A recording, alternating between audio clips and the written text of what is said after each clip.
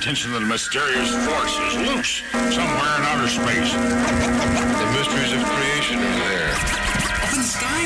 Up in the sky. The moon and the planets are there. And new hopes for knowledge and peace are there. And therefore, as we set sail, we ask God's blessing on the most hazardous and dangerous and greatest adventure on which man has ever embarked.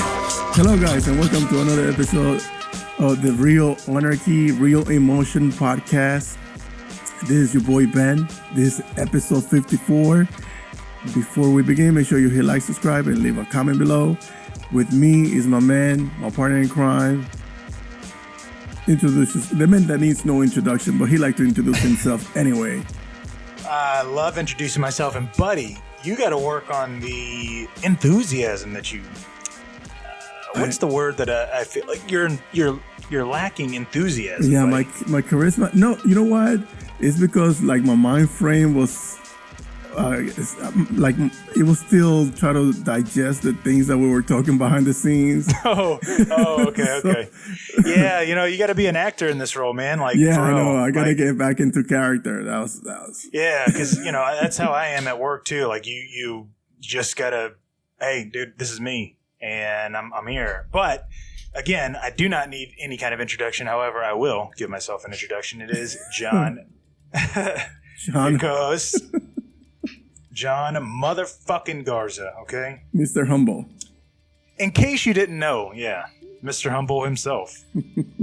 So, how are you doing today, buddy? Because I know for a fact that this is like the big day that you were waiting for. Yes, it is. Now, you see my all level? Of a sudden, did you hear my level of excitement there? Yeah, I did. I could tell. So what I was able to gather is the Todd Phillips should be a fucking marketing fucking WB manager. Okay? Yeah, he should. Because not only did he create such hype, he was able to basically give us little snippets, literally second-long videos that had an encryption on it. Yeah. And within that encryption, people started putting it together like a goddamn puzzle piece. And all of a sudden it reveals to us that, 8.28 trailer. And for the life of me, I probably would have thought about something like that. I would have figured out like, okay, well, something's got to be going on with all of them having that image, but I wouldn't have really put it together as quickly as some people did. Right. So I'm like, holy shit, dude. I think he did that to test people's dedication to this movie, because you have to be dedicated to watch the trailer, stop it, cut it, then go to the next one. and then keep doing it like you're the goddamn Riddler. Exactly. And then just put the jigsaw puzzle all together. Yeah. And so it's like, okay, cool, we see it. Boom. It shows up. 8.28 trailer. So, all right, cool, dude. And finally this morning, 11 a.m. my time, Central Eastern. Yes. No, Central time, sorry. I dropped it, or they dropped it. What'd you think, dude? Oh my God. Where do I begin? Let's start at the beginning. I was quoting the Joker from The Dark Knight. I know, that's us. But, oh man, I just wanted to...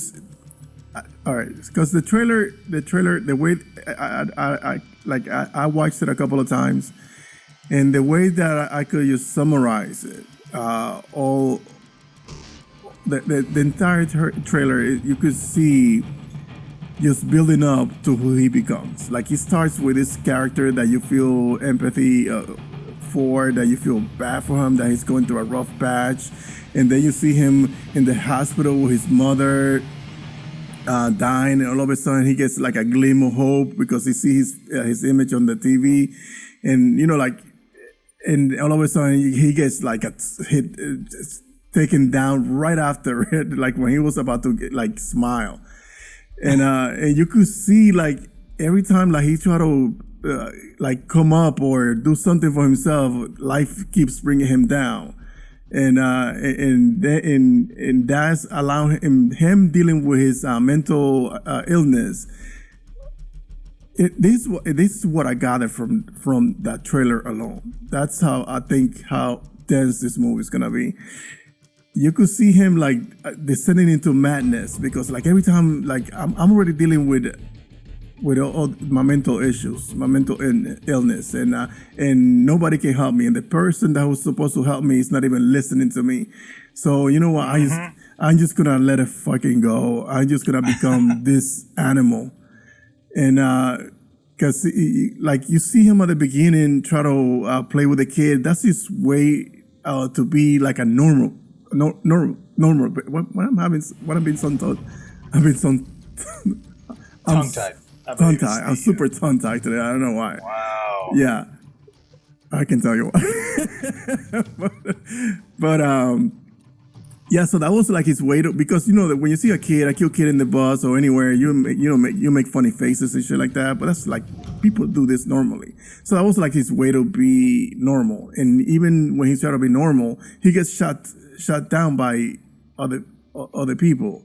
And then you see him like just like everything is like a progression and gets deeper into his madness. Because then you see like at the very last shot when he's dancing with blood on his face and dancing with his gun on his hand. This I can't even tell you how many times I watched this trailer. And the movie's just like 4 weeks away, about a month and a half away. Yeah, about a month and a half away. Yeah. Not even. It's like a month. Oh, you know? I can't wait. So what do you think? Then I'll tell you how I really feel about the movie. Yeah, I know, right?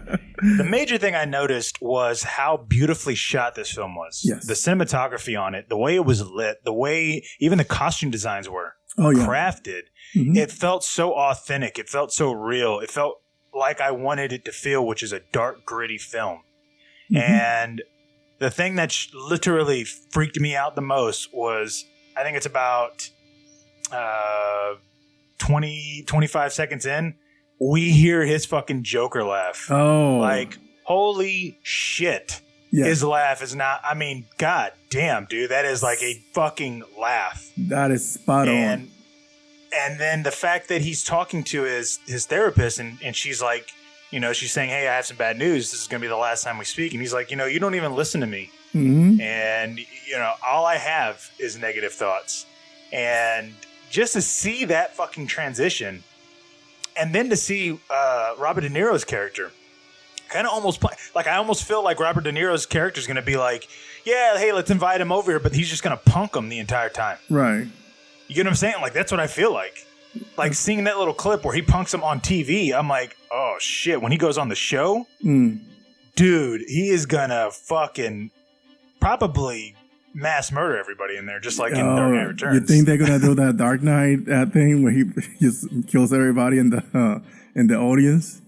I mean, maybe, dude. Like, you saw his fucking look on his face when he's holding that cigarette and he's waiting backstage. Like, he looks, and the fact that he looks that way, but obviously right before that even happens, he tells Robert De Niro's character, he's like, hey, also, when you introduce me, can you introduce me and say my name is Joker? Like, dude, this guy, this is a character. This isn't Joaquin Phoenix. Just like it wasn't Heath Ledger. It was the Joker. This right here is the fucking Joker too. Oh, yeah. Like, I am so enthralled with this fucking film.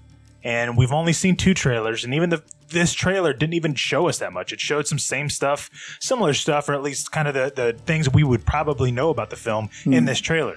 You get what I'm saying?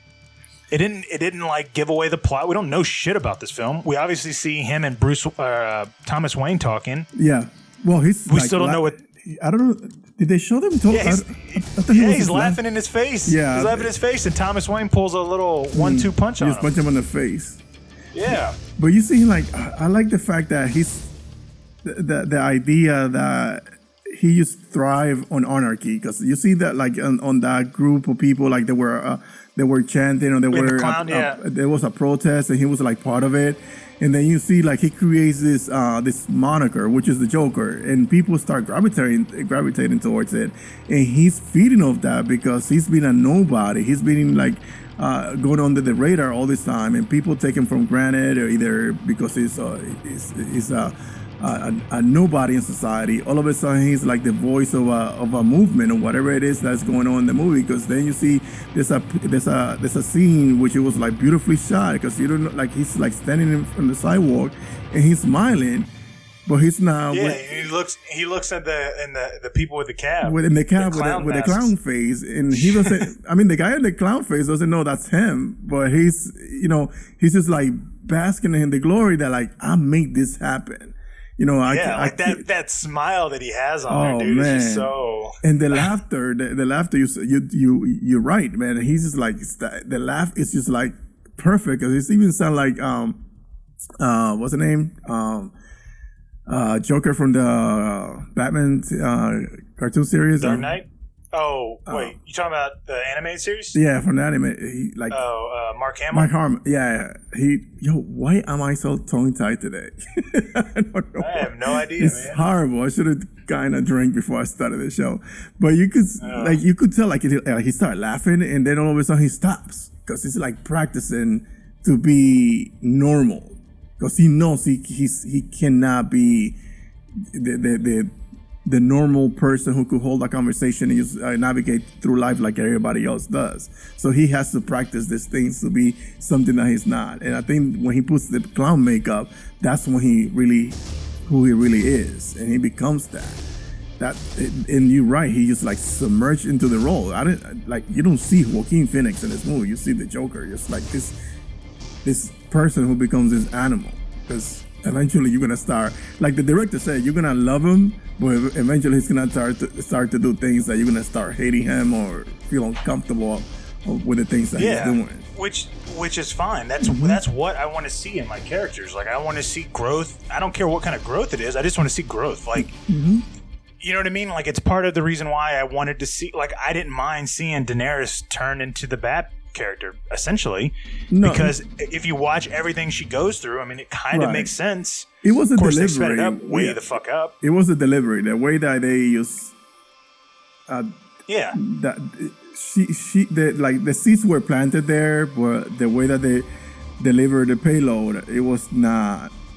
Yeah, I think they needed a couple more scenes. Yeah, but also speaking of, there's a little rumor I heard, just off topic, but I hear. Daenerys may be up for Zatanna. Are you serious? In Suicide Squad 2. Are you effing serious? Is that a scoop? I don't know. I don't know what that's called. Because it's a rumor. I saw the conversation. I'm like, what are we talking about again? Because I'm like, sometimes I'm driving and I just start checking. I was like, what is it? What's going on? And I see Zatanna. So I'm thinking, okay, you guys talking about the animated series, but. So yeah, I was dead serious, man. Really? Yeah, Zatanna. Oh. Zatanna in Suicide Squad 2 with James Gunn. Oh. They're really wanting to make us watch that fucking film. Let's put it that way.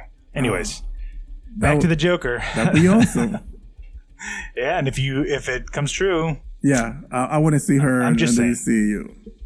I know, me too. But so the thing about this Joker film is it's going to be, very intense. It's going to be a realistic take on this character, and it's something that I'm so looking forward to. And it's amazing to me that we've already had so many great, like for me at least, like my top 10 favorite films of this year that were going to come out, my anticipated films, almost all of them have delivered in a big way. That's this awesome. One and Rise of Skywalker, which we'll get to later, are just like they're climbing a different level now. I feel like, you know what I mean? So this entire film, the way that it is shot, the way that the color grading looks already, the way that the cinematography is, the lighting, hopefully the score, because I have faith in the score. The lighting, like, we can always appreciate those dark colors whenever there's like dark lighting and you can see everything like contrast is perfectly blend with each other. Yep. This one shot when he's like in full makeup with a cigarette behind the curtains. Yeah. I mean, it is. Yeah. How beautiful is that fucking shot, bro? I know. I'm telling you this right now, man. The way it's shot is unfreaking real. Like, Todd Phillips is probably going to. He's either. I have a feeling that obviously Joaquin Phoenix is going to win an Oscar, and I mean that truly. I mean, it's going to be him and probably Leonardo DiCaprio fighting for it. I'm just saying, dude. Like these two, and I told you why I think DiCaprio will do it. But anyways, I'm not saying he'll win. I'm saying Joaquin Phoenix, if he is like this, dude, I think this is going to be our first. His first. Like, he's been nominated 3 times. This will be his. Oh, first. he's never won one. No, he never won one.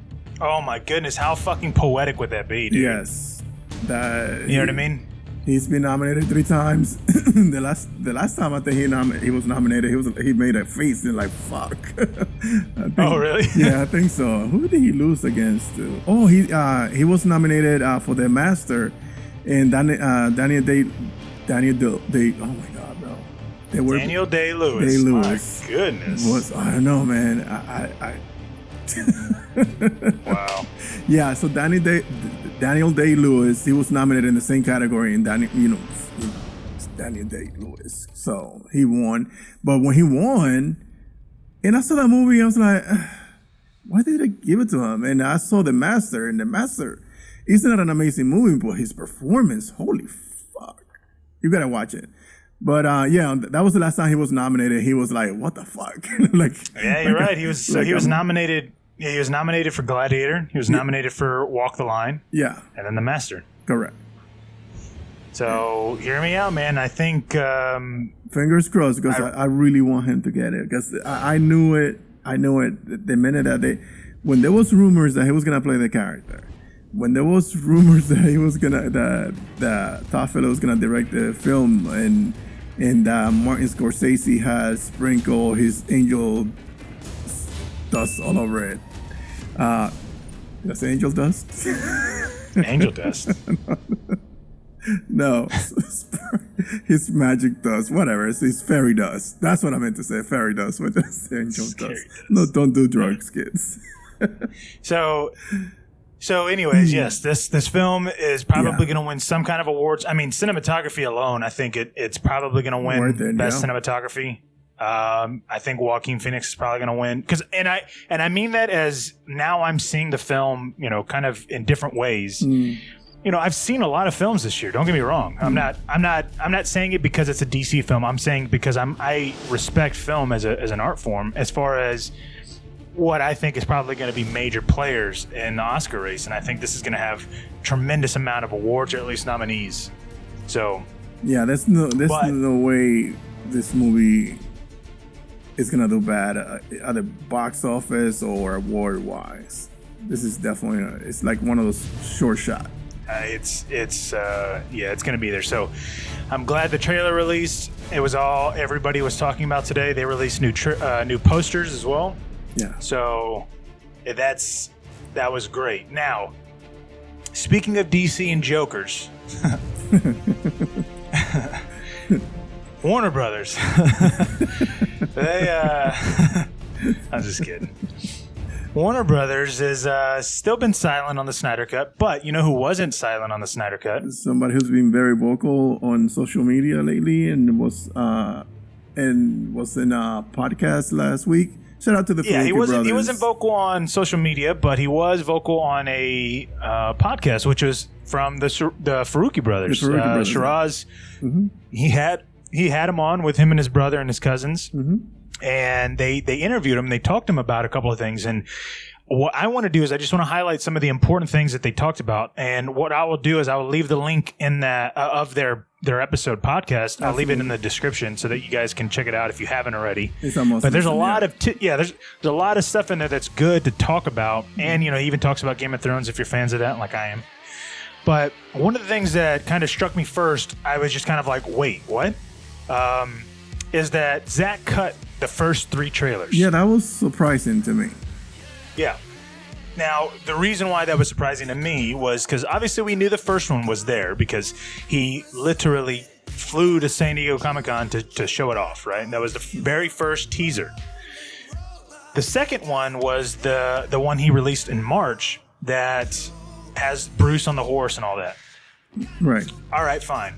Well, we didn't get the next one, which is technically the second one, but we'll call it the third one, of trailer until 2017 Comic-Con, which obviously this had been since he was gone, so he wasn't involved for a few months. So he already cut the trailer before he even stepped down. He did, but what was shocking to me was it makes sense because there's a lot of scenes in there that do feel like his, and then there's a few of them that I know for a fact are Whedon shots. And they also changed the background red sky in that one. So like as soon as they got their as soon as he left, they started manipulating it. So, but you know what I'm saying? The third trailer, he already had cut. He already cut. Yeah, he already cut it, but he left. But it doesn't mean that like everything like it's been colored. Right. All the special effects added and all that stuff. Because I remember the first trailer where they show Wonder Woman just drop in and she says, "Shall we?" The background was still blue. And then on the third one it was red. That's what I'm saying. They obviously manipulated it. Mm-hmm. So it right then and there they were already kind of like bullshitting with his stuff. Yeah. You know what I'm saying? Mm-hmm. Which is kind of fucked up, which I can only imagine how pissed off he probably was if he even watched it or saw it, because he already had cut that trailer. You know what I'm saying? He already knew about that trailer, and all of a sudden he sees it again and it's fucked up again. That would indicate to me they're about to fuck my movie up big time because of what they're adding into all this bullshit, because he didn't know about what they were adding. Wow. You know what I'm saying? So that kind of shocked me a little bit, and I went, dude, he cut the third trailer. He cut this, which also, this also means that he took over marketing-wise, trailer-wise, because he did not want to have a fiasco of what, happened with Doomsday and BVS. Right. You know what I'm saying? So I think he was smart in that and being proactive about that rather than, hey, we'll just let the marketing department deal with it. Well, wasn't the Doomsday also part of his plan to release it on that trailer? Yeah, he says it, and in all the interviews where he talks about it or anybody broaches that subject, he says that it was his idea to put Doomsday in there. So I don't know if that's jargon for him covering up for Warner Brothers. I don't know. I can't say that Warner Brothers really fucked up, and I can't say that Zack really fucked up because he could have been playing politician at that point in time. That's true. Because he was already having to go through all these rewrites and bullshit for Justice League. So is he really going to piss them off even more if he's, Yeah, probably he was still playing ball just to remain in the movie and finish his story. Oh, absolutely. He just wanted to get it over with, done. All right, I'm out. Peace. The second thing that came out was that Fabian Wagner was involved with Darkseid, shooting him in LA, but Ray Porter was not physically there at that point in time. Now, I'm going to say this. Ray Porter was Darkseid. Don't get me wrong. Okay. That is there. He was Darkseid, but this also means that this probably involved some history lesson because it was a more of an action type driven Darkseid scene. Right. Filmed in LA. So it was somebody on a moped. Right. And just because Ray Porter wasn't there doesn't mean he wasn't Darkseid. I mean, he was just like with Steppenwolf. Right. Jerome played Steppenwolf sometimes in some of the action scenes, but yet it was still C. Aaron Hines. So it's not a big deal. It's not like this is the first time it happened. Well, so they need him for the voiceover works, not for his action. Correct. Yeah. Yeah, exactly. And so I am curious to know who it was that was playing Darkseid, and what were they doing? You know what I mean? Like, what was it involved in, man? What if it was part of the history lesson? That's what I was thinking. I mean, it probably had to be. It was maybe like a pickup or something. I don't know. It's weird because why would they? He filmed everything. Remember, he filmed everything in England. Or And UK. I remember the guy who played what's his name? Ares. Ares. Ares. Yeah, yes. Nick McKinless. Yeah, he said that there was a massive fight between him and and old Darkseid. Or young Darkseid. Sorry, young Euxis. So maybe that was the fight right there. Yeah, and there's a little bit more details to that I don't have all the information of, and so and it truthfully it's not my information to actually even talk upon, but I do know that hopefully soon I don't know when, but hopefully we will get more details of what all that entailed, but that's just whatever. But the third thing that I found interesting was when they started working on Justice League, because they had asked him, they had asked Fabian Wagner, hey, were you going to be involved with Justice League 2? And he said, I don't know. We never really got to that point because we were trying to make Justice League. But when we initially started, when he set plans to, hey, I want you to be my cinematographer, they were discussing, all right, well, we're going to be doing this, but then in Justice League 2, in JL2, we're going to be doing certain other things. So they were planning on Justice League 2. Don't get me wrong. Right. Then all of a sudden, I think BVS happened. And then, boom, they had to condense it back into one story. You get what I'm saying? Like, right. They were planning for Justice League 2. That was not, they were never just like, oh, okay, now it's one story before BVS happened. No, BVS happened, and then boom, executive said, nope, we're not going to do that. So, yep. Rewrite it, do whatever you got to do, but we're not going to do that. They invested 250 million on BBS and close to 300 on Justice League. And I mean, they lost money with that movie. So big time, dude. Yeah, so big fucking time, man. That is such a dumb move.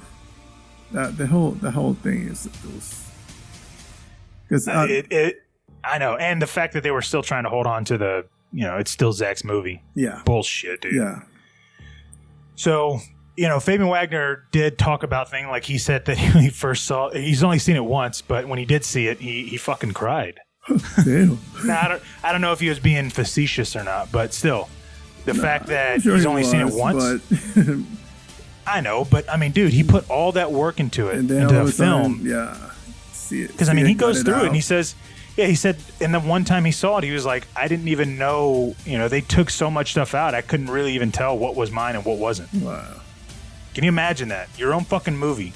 Like, dude, are you fucking kidding me? You go through all the color processing and all that shit. Like, believe me, when I edit videos, like, I remember all the little, like, where these things happen and all that, and you really get familiar with the film because you're looking at it constantly, all these hours.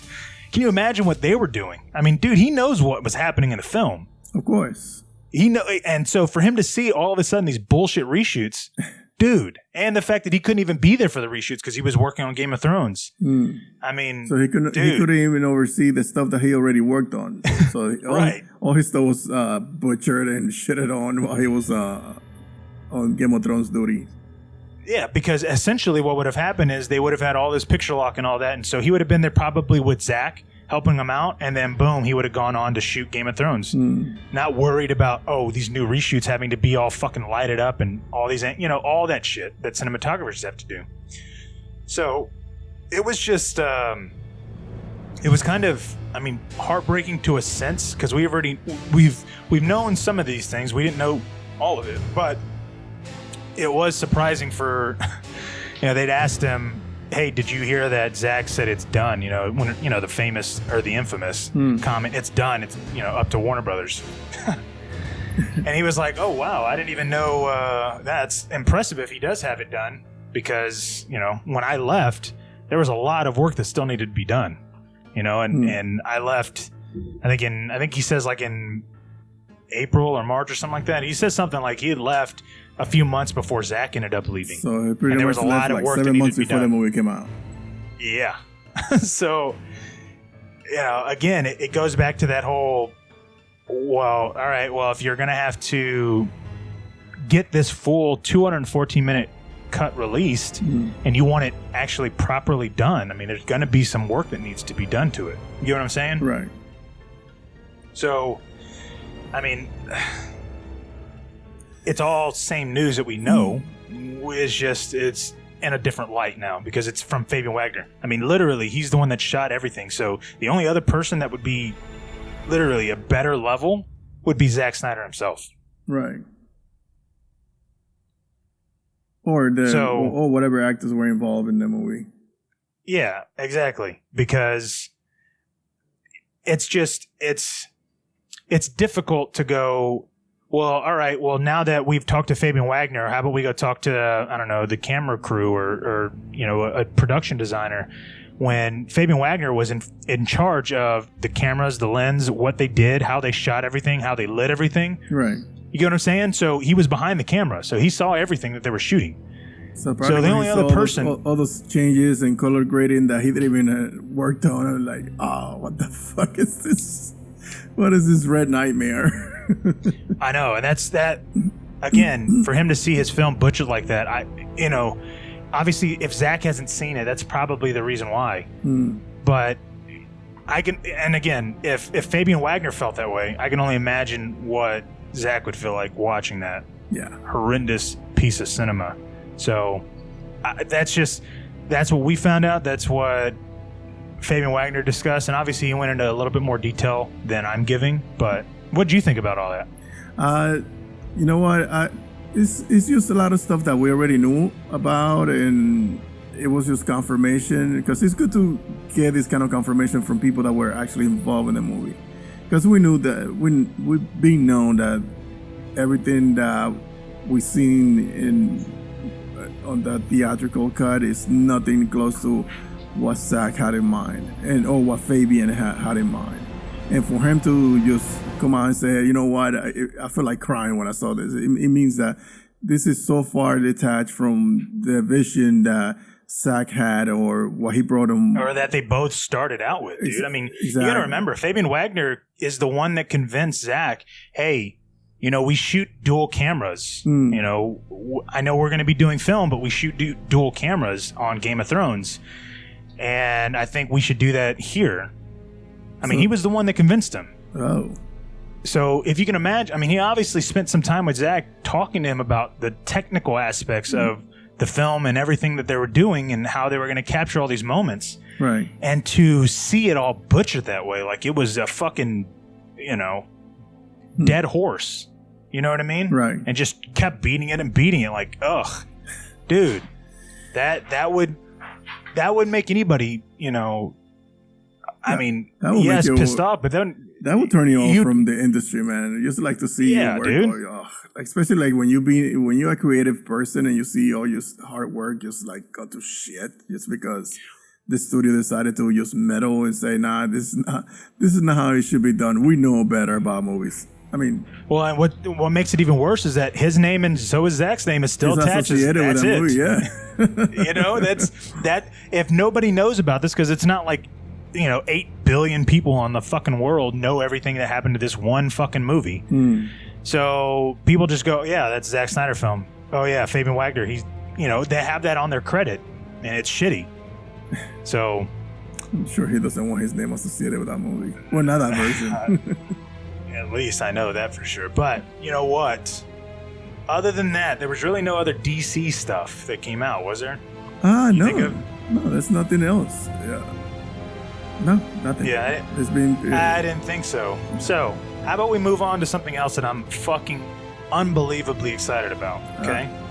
Is that indie movie that they announced at D23? Well, so this weekend was the start of, or not the start of, was the coverage of D23. Are you familiar with that? Yes. So, okay, D23 comes out. Well, we hear some descriptions of what's happening. Like, for instance, and I'm going to start in this order so that we can build up, okay? Okay. So D23 comes out, and I think it was Friday or Saturday, I'm not sure. We get word that Obi-Wan Kenobi is going to have his Kenobi series on Disney+. Right. And none other than Black Mask, I have a dick pic, Ewan McGregor is going to be portraying him again. That's just hilarious. I know. I'm just kidding. I wanted to throw that in there. Dick Pic himself. Yeah, Mr. Dick Pic himself is actually going to be Obi-Wan again. Nice. And that's great. I mean, people have been wanting to either get him film about it or something. There was a rumor for a while that that they were trying to make a movie. So there were.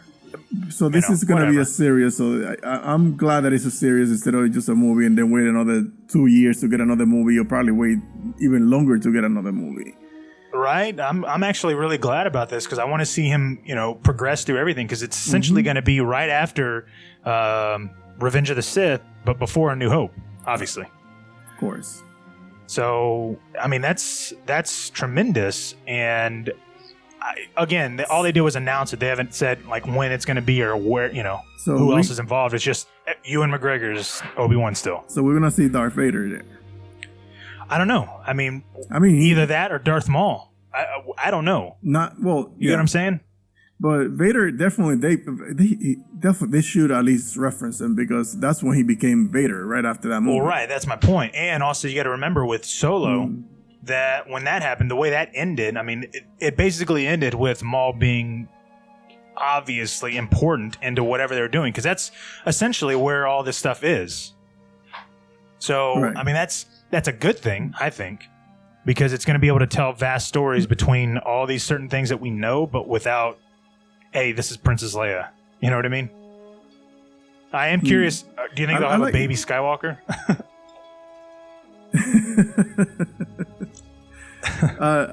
One of the things that I like about Star Wars is sometimes they have these characters. They create these characters. They have and all of a sudden they don't know if this character is gonna resonate with the public, and sometimes they just don't know.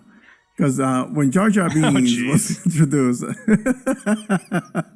that was the idea that was gonna be like the next big thing, and it just like completely backfired. And then Darth Maul showed up.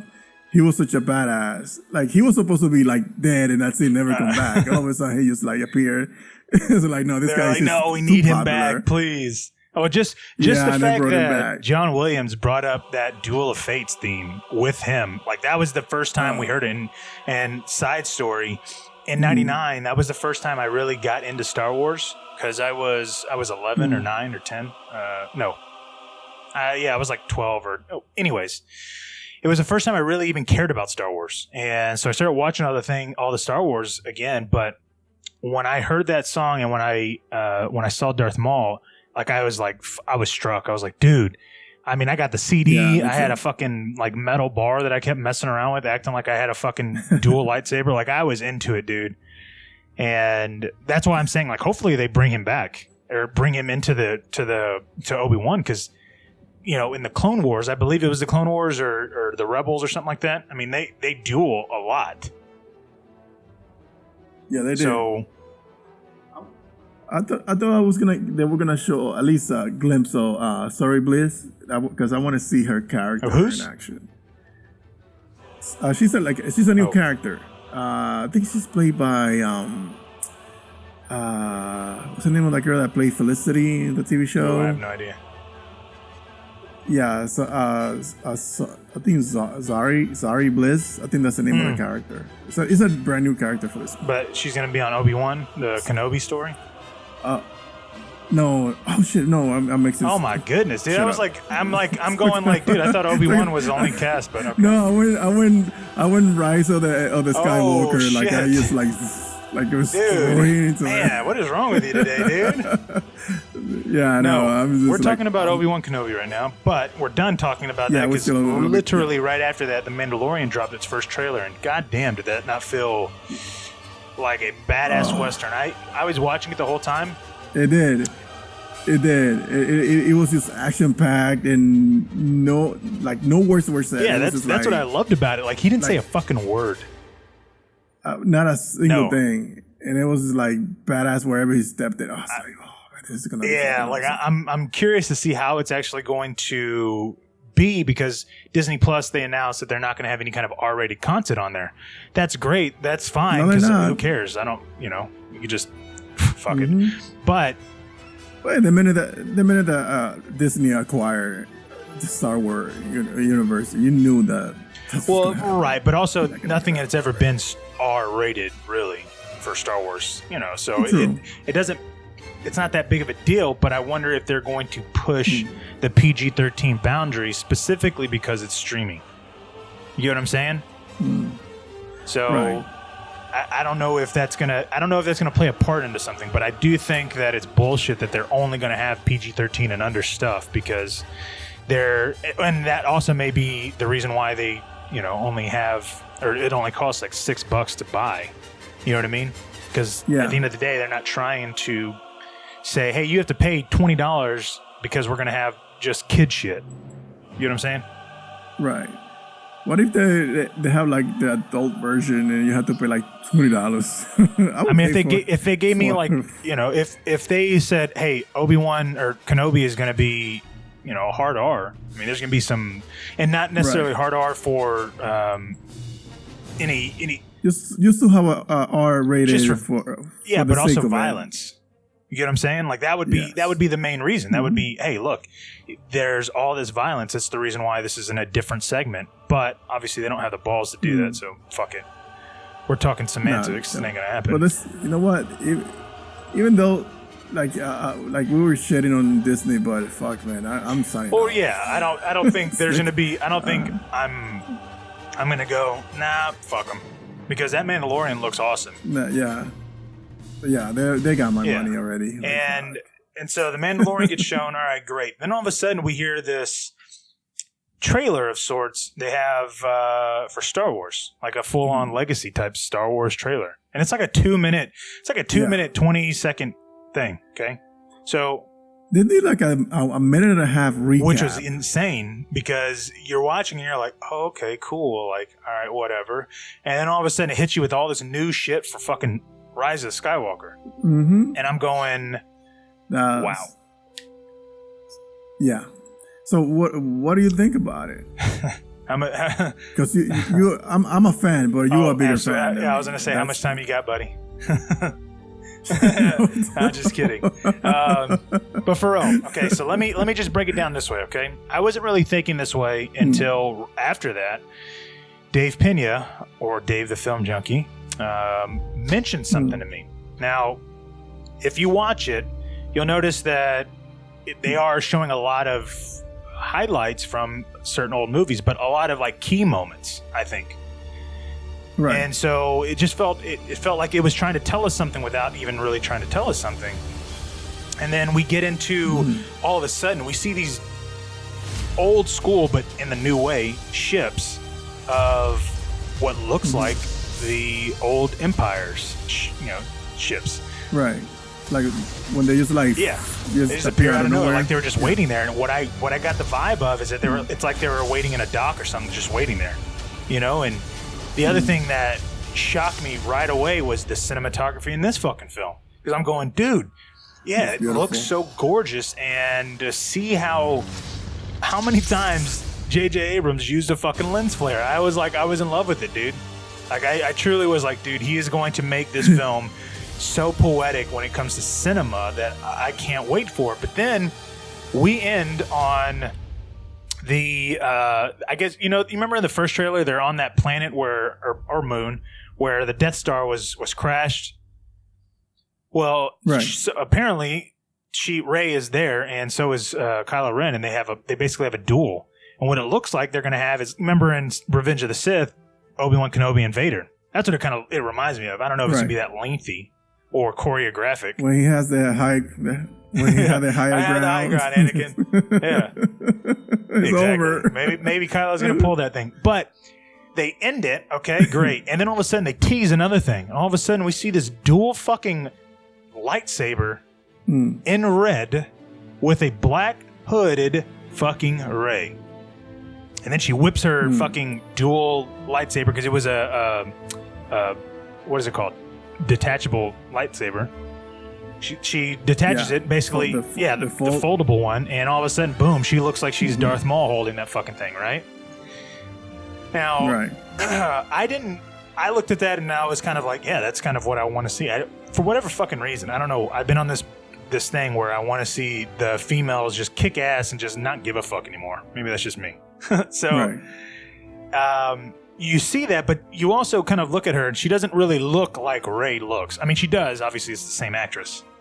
But she doesn't have the same facial features that you would see Rey having. Well, I think they made her purposely look darker. It's just the same way that Anakin looked when he was going to the dark side. Like you see his face. That makes sense. But this is what after that happened, because I was all into it. That's fine. Well, Dave, all of a sudden, he tweets out some video he put out, and it blew my mind. So we've never really known who Rey's parents are, right? we knew yeah. that she was obviously waiting for him on Jakku. Never got to him. And then in the Last Jedi, we hear that there were Junkers or whatever. Who cares? Well, we could tell that the way he was saying it didn't sound believable. Like, it doesn't really sound like that. And she has the Force, like she's just some random nobody, no bullshit. Like, obviously she has some strong Force use of power. Okay, that doesn't just randomly happen. Okay, Yeah. and all of a sudden he tweets out this video and he's like, "Hey, I know everybody's like curious about where Rey comes from. This is what I think." Well, remember when Maz had the lightsaber and she gives it to Han and he's like, "How did you get this?" And she's like, it's a story for another time, you know? It's like, "Hey, believe me, you just take it." Yeah, when she had it in the case. Well, what the theory is that somebody found that hand that got cut off of Luke from Empire. Do you remember they're in the sky or whatever? It got found. Oh my God! Well, You're serious? listen, it got cut off. They took that DNA of the hand and recreated basically Luke's DNA to create Rey and multiple Reys. Now, here's the thing that I went, well, shit. You remember in the cave? Now, Rian Johnson, sure, he might have had some dumb fucking jokes in The Last Jedi, but when I take all that shit out, like I did, and you watch it like normal, I mean, it's not like he made his own film. Like, he was going off of bullet points. He was doing certain things that he had to do. Of course, because they have an outline for the whole thing. He just delivered a poor fucking execution. Absolutely, they had an outline, so he had to hit these key points. But he's still, whatever. That's fine. One of those key points was whenever Rey goes in the fucking cave, and what does she see in there? She's all those fucking clones. Basically, are all the same thing. And here's the thing: the first thing she does is she lifts up her right hand. She looks at it and observes it. And there's so much focus and paying attention to that right hand. She keeps looking at it, She even says, "I know that this doesn't end. I know that I wanted to see my parents." The reason why she never sees her parents and the reason why she sees herself is because essentially, if you look at the image or the shadowy figure behind the wall, it does kind of look like two people, and they kind of go together because essentially one would be a guy, one would be a girl. But she was a clone of Luke and obviously somebody else, or however they made her. And that's why she sees herself in the mirror. So hence the name of the Rise of Skywalkers, because they're going to rise through her. Well, she's going to rise up to be a Skywalker because she's going to find out that she's not necessarily the daughter, but she is a clone of him. But she's... And there's going to be an evil Rey version. Damn, man. There's going to be one. I'm still on the fence about that one. I'm thinking that it's a vision, and even if it is, it's probably going to tack on to her being a clone. I think it's tapping into her dark side, because that is something that every Jedi has gone through, like deal face to face with the darkness, and then the rite of passage to become a Jedi is to defeat that darkness that can live within them, or that is try to overtake them. And I think that is what that's where that shot comes from. That is her like coming face to face with that. Well, and maybe, and again, like I didn't realize the clone aspect of it, but I mean that was one of the things that they kind of left. But that is very, very, very. I mean, it's something that they could have started with, because keep in mind, she got left on Jakku. Nobody was looking out for her. It's not like this was an Obi-Wan Luke situation. Like, no, she was just there. Well, if they left other Reys out there, maybe she was just the strongest one of all the clones. Right. But the clones that we've seen so far, they're usually associated with the kimono. It's Attack of the Clones back then, but they still made clones back then. That was in the past. Right. Think of what their technology has achieved now, if you want to look at it that way. I guess so. I'm just thinking about the clones always being associated with the Empire. So I'm thinking, Palpatine, right there. I mean, dude, he's somehow going to make a comeback. So maybe, oh man, he's making a comeback. So probably That's what I'm saying, dude. He made multiple of them. So he could have, because that was his goal all the time, to have a Skywalker. Yeah, he wanted one. He lost Vader. he knew about that hand, or however the hand got to him, and he said, "All right, fine. If I'm not going to be able to get, I'll make my own." So, dude, I mean, I'll just put it this way: we never see Palpatine's body after he falls down there. No, we didn't. We just saw it going down the. I mean, I'm just saying, if they wanted to use an out, we never see the body. Okay. That's so true. We saw Vader's body. That's why. Yeah, we saw that bitch burn. You know what I'm saying? But that's I think what is an interesting thing. And now, again, I think the cinematography of the film, as far as what I've seen in the new footage, looks phenomenal. I think Terrio is going to create some massive dialogue to where, don't be surprised. I know this is going to sound crazy because it's a Star Wars film. Who cares? Don't be surprised if something happens to where he gets nominated, or something happens where he starts winning awards for this fucking script. Because this is the first script that he's doing since he got fucked over on Justice League. I think he wants to prove something. Because this guy wrote Academy Award winner Argo. So he's more than exactly. He knows what to do. He knows how to write things. He knows how to write a good script. The fact that he would have J.J. Abrams there to give him kind of that boost of confidence, like, hey, dude, I trust you. Let's do this. He dove into everything that you could as far as the history was concerned. Like, I think that we're going to, and it's little things like I mentioned in the trailer, in the original trailer, the dialogue difference, and it's just the way it's said is different. When Luke is saying his Force Ghost, I'm guessing, when he is saying that 1,000 generations live in you now, and whatever you want to do with it is up to you.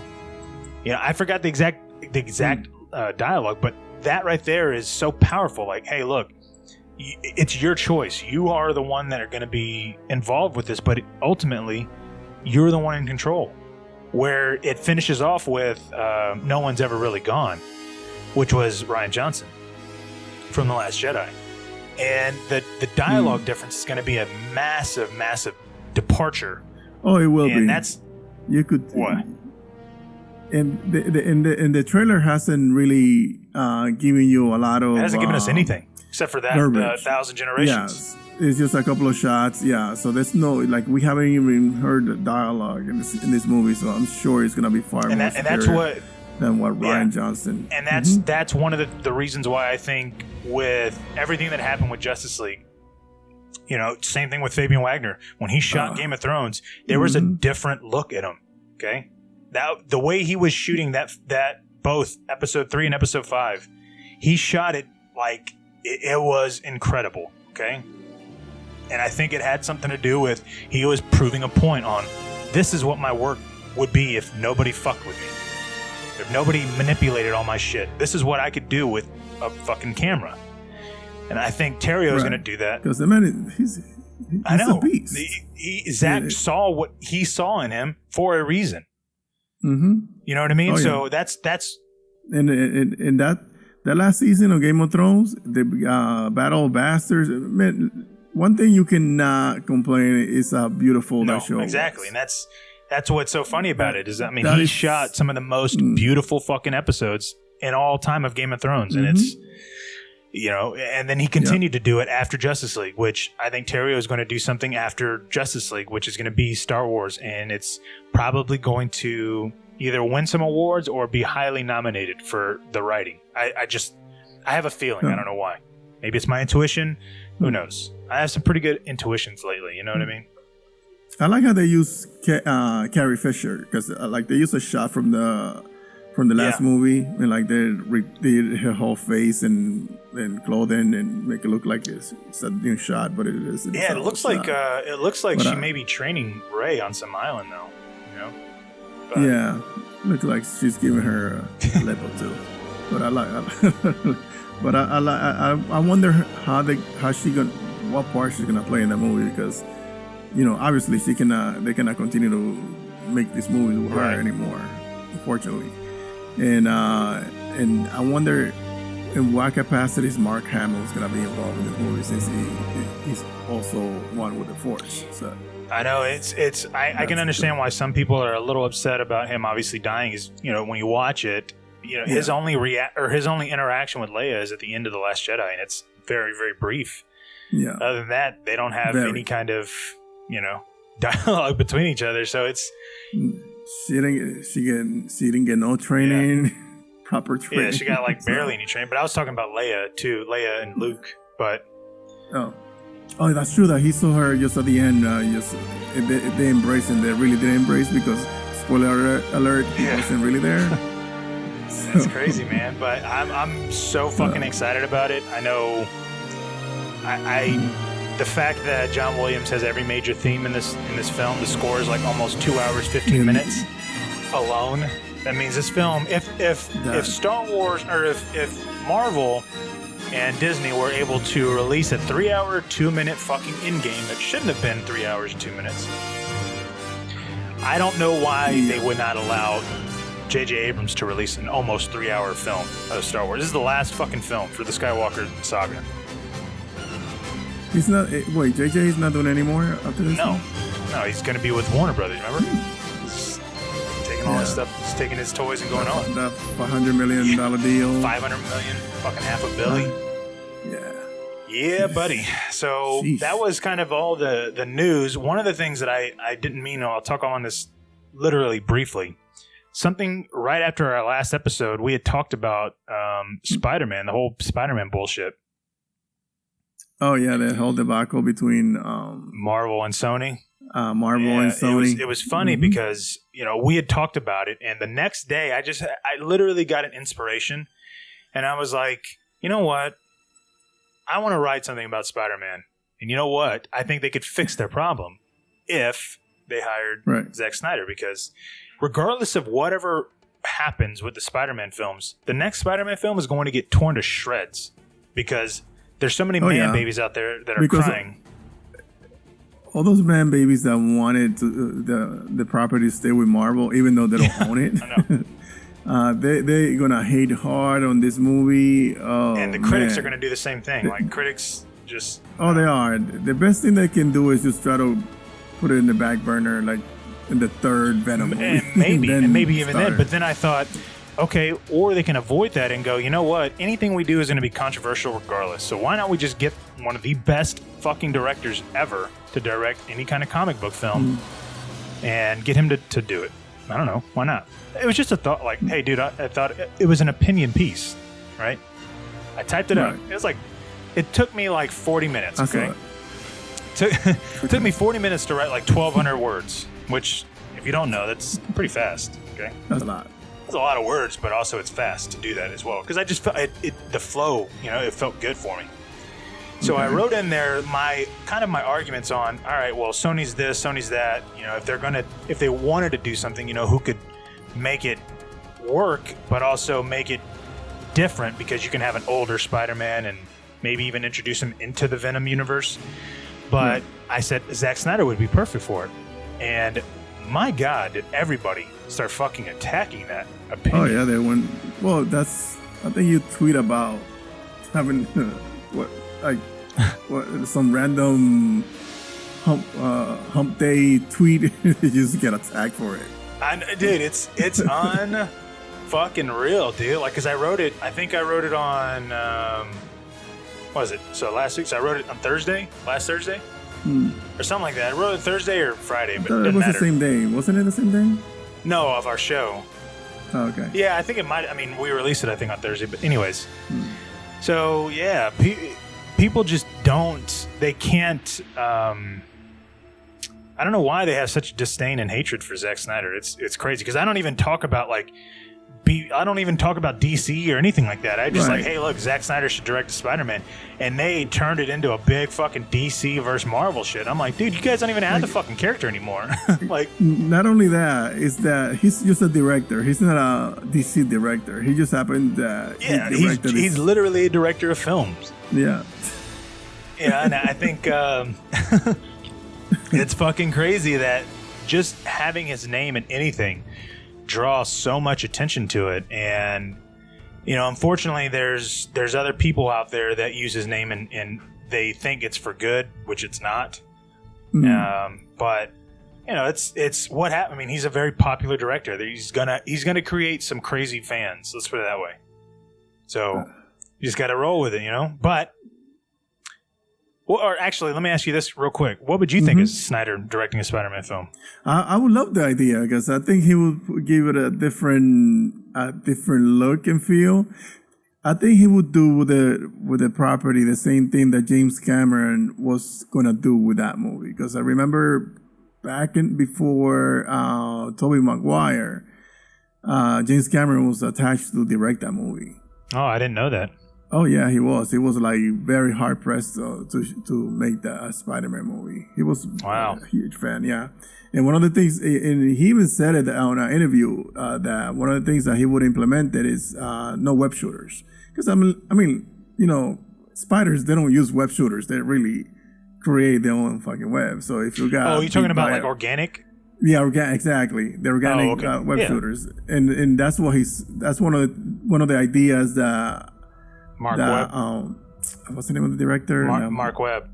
No, not Mark Webb. Before Mark Webb, Tobey Maguire director. I'm thinking of different director. I'm sorry. Sam Raimi.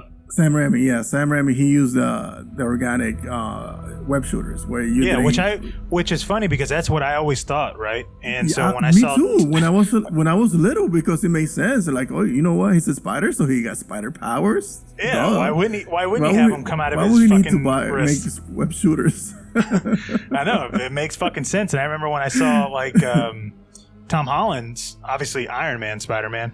I was like, dude, he's not even really Spider-Man. Like, he's just somebody in a suit too, and he didn't even shoot. Anyways, right? But yeah, so I think that he will give that a more grounded look, that grounded ideas with to the movie and to the character. I think he would develop he would be a little bit more grown. Yeah, I think he'd be out of high school, obviously. Yeah, absolutely. I don't think he will be still a high school kid. I think he will be dealing with him in his 20s when he's in college or whatever with a full-time job, whatever it is he's doing. But life. Yeah, or probably he watched him navigate from being a teenager into adulthood. Never know. Yeah, maybe. Well, obviously it's not going to happen, but still. Whatever. But speaking of Spider-Man, if you guys haven't seen, I put out this Avengers Endgame combination trailer. I would say it does give a feel for what they could have advertised without giving things away for Endgame, but whatever. I like it. Are you talking about the Endgame trailer that you put out? Yeah. Endgame Infinity War. I thought it was Infinity Gauntlet. Yeah, Infinity Gauntlet. That's what I called it. Sorry. Yeah, that was dope, man. That was really good how you mashed everything up. And leave the description, the link on the description so people can watch it too, because that was. Yeah, I will in case they haven't seen it. Yeah, I showed my brother-in-law and my nephew who are major Marvel fans, like for real. Really? Like, you haven't indoctrinated them into the DCU? Oh, I've tried. They're not into it. They're not. Oh, okay. This is not for the faint of heart. Yeah, they may, but they're into Marvel more. And so when I showed my brother-in-law, he's watching it, and it gets near the end, he's like, "Oh, please, you got to say Avengers," and it happened. He was like, "Oh shit!" He fucking loved it. So I was like, "All right, if you're loving it, that's a good indicator that most Marvel fans should love it." Yeah, no, I'm not your average Marvel fan. I'm just like, a nonchalant Marvel fan, not a dedicated fan. I'm a DC guy, you know that. Nah, me too. And I wonder if everybody knew that I was a DC fan, if they would be liking it as much as they do, Marvel wise. Yeah, if they know how much you hate them. Yeah, I don't hate all of it. I don't mind the films. I just some of the films, I'm like, fuck off. No, yeah. Well, Ant-Man and the Wasp was a classic. Get the fuck out of here. Okay, so talking about Marvel. Yeah. No, that's it. That's the end of our show, folks. Oh, okay. Well, hopefully, I'm glad you guys stay all the way to the end. Make sure you hit like, subscribe, and get notified. Oh, by the way, I got my passes for Comic-Con, so that's gonna be your press passes. Yeah, so that's gonna be fun. So be legit. Yeah, it's gonna be lit. Hey guys, if you want to follow me, you can always follow me on Twitter, Mr_Everts, and where they can follow you, Mr. Sir. Well, if you wanted to follow me on Twitter, you can. Also on Vero as well. You can find me at Sir Isn't a Knight, SER, _John, JON, _Aaron, ARRYN. That, my friends, is for Game of Thrones, and because it's my name, legit. So, but thank you guys for listening. I appreciate it. And Ben, where can they follow us if they really wanted to listen to everything that we've ever done? You can follow us on Twitter, the mother page. Follow us on Twitter at Real Anarchy. That's REELANACHRCHY.